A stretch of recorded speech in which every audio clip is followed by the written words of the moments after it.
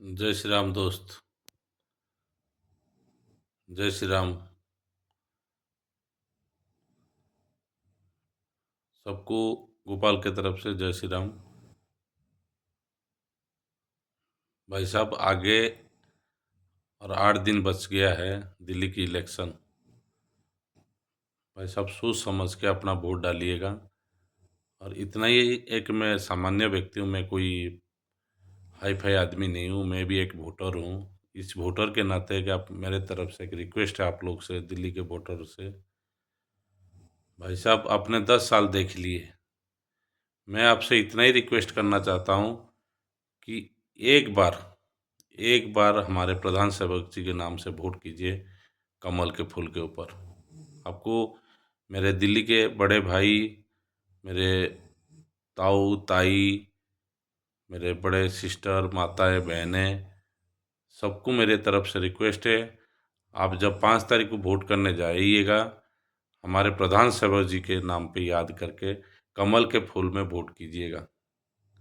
मैं भाई साहब कोई बीजेपी का फैन नहीं हूँ, मैं कोई प्रचारक नहीं हूँ, ना मैं कोई ये हूँ। और भाई साहब, मैं, हमारे को ईश्वर ने ज़मीन में भेजा है तो एक अच्छा और एक बुरा सोचने के लिए, यही है ना भाई साहब।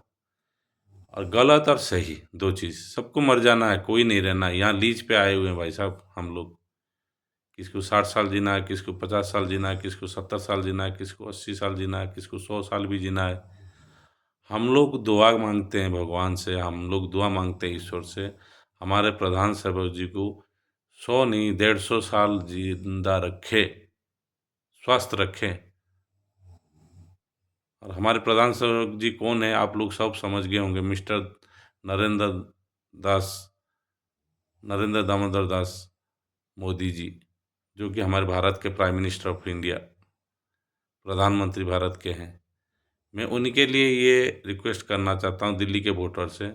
भाई साहब, उन्होंने रहते हुए दिल्ली में एक बार ज़रूर अपना वोट ख्याल करके आप अपना कमल के फूल में वोट कीजिएगा, बीजेपी को जिताइएगा। क्योंकि शायद हमारे को इस देश में मिला है 100 साल में, 200 साल में एक या कोई व्यक्ति, जो हमारे प्रधान सेवक जी, जो हमारे देश के प्रधानमंत्री जी नरेंद्र मोदी जी।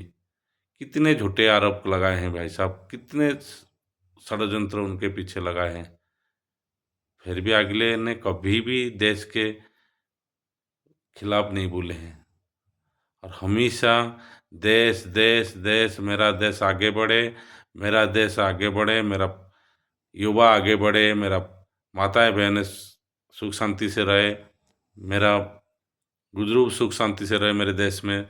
सभी लोग, यानी कि 140 करोड़ देशवासियों के लिए वो एक ईश्वर के रूप से आए हुए हैं भाई साहब। हमारी कोई नरेंद्र मोदी से व्यक्तिगत कोई ये नहीं है, लेकिन हम यही चाहते हैं, सब लोगों के दिमाग में ये घुसाना चाहते हैं कि एक तो एटलीस्ट ये तो अच्छा बुरा तो सोच सकते हैं भाई साहब, कि ये अच्छा ये बुरा।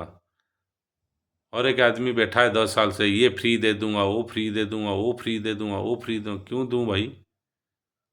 तुम अपने घर से लेके आते हो।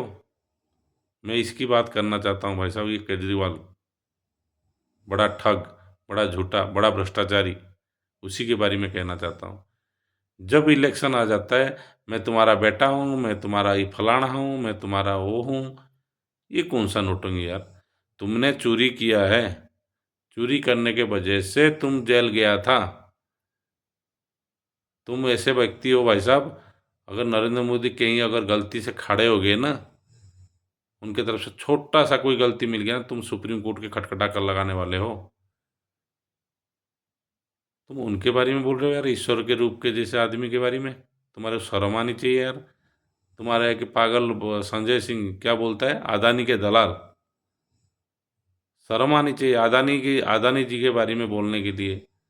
अरे देश में पूरी अर्थव्यवस्था, अदानी, अंबानी, टाटा जी, अब आदित्य बिरला जी, और आनंद महिंद्रा जी, ये सब नहीं रहेंगे तो तुम रहेगे क्या? तुम जो ये सब फ्री फ्री कर रहे हो ना, इन्हीं के चलते भाई साहब, इन लोग के इंडस्ट्री चलने के चलते आप लोग फ्री फ्री कर रहे हो। और तुम उन्हीं लोग को यार दलाल बोलते हो, इसका दलाल उसका दलाल। मैं तो कहता हूँ भाई साहब, अगर अदानी जी के ग्रुप में कहीं अगर कुछ व्यवस्था है, मैं उनकी, अगर मैं कैसे भी करके अदानी के ग्रुप में अगर मैं उनका मतलब दान पिंड होता है ना, जैसे दान, उनका कोई दान का कोई अकाउंट होगा ना, तो मैं उसी में हर महीना अपने इनकम से 500 मिले चाहे 1000 मिले, मैं अपना दान करते रहूँ। क्यों? उन्होंने करोड़ों करोड़ों करोड़ों देशवासियों को खाना खिला रहे हैं। कैसे खिला रहे हैं? जैसे कहीं भी इंडस्ट्री बैठाए हुए हैं, वहाँ तो कम से कम नहीं तो हजारों लाखों लड़के लोग काम करते हैं, किसी जरिया से हो, चाहे कॉन्ट्रैक्ट बेसिस पे हो, चाहे उनके डायरेक्ट एम्प्लॉय के हिसाब से हो, चाहे किसी जरिया से हो, किसी माध्यम से हो, उन्होंने इंडस्ट्री बैठाया करके उन लोग तो, हम लोग आज खाना खा रहे हैं कि कुछ भी कर रहे हैं, जो भी पब्लिक खाना खा रहे हैं, और तुम उसको दलाली कहते हो। शर्म आनी चाहिए आप लोग को यार। संजय सिंह, आपको मैं स्पेशल चैलेंज करके बोलता हूँ, तुम्हारे पास इतनी औकात नहीं है कि तुम्हारे घर वाले को छोड़ के, तुम्हारे रिलेशन को छोड़ के, तुम एक पंचायत को एक महीना खाना खिलाएंगे, तुम अदानी के बारे में बोल देते हो यार। कहीं भी संसद में बोल देते हो, कहीं उधर। अरे उन लोग अगर 10 दिन के लिए बंद कर देना अपनी फैक्ट्रियां, अदानी जी कच्चा खा जाएंगे, पब्लिक इंडिया में कच्चा के आदमी को आदमी खा जाएगा, ऐसा हाहाकार आ जाएगा। और तुम उनको दलाली एक समझते हो, दलाली बोल देते हो, कुछ भी बोल देते हो। हाँ? मैं तो कहता हूँ भाई साहब, आज भी संजय सिंह, मैं तुम्हारे से ओपन चैलेंज करता हूँ, और तुम्हारे टीम को चैलेंज करता हूँ, तुम 100 आदमी को 2 महीना खिला के दिखाओ यार। 100 आदमी को 2-2 हजार के तनख्वाह में दे के दिखाओ, और तुम उनके बारे में बात करते हो। शर्म आनी चाहिए आप लोग को यार।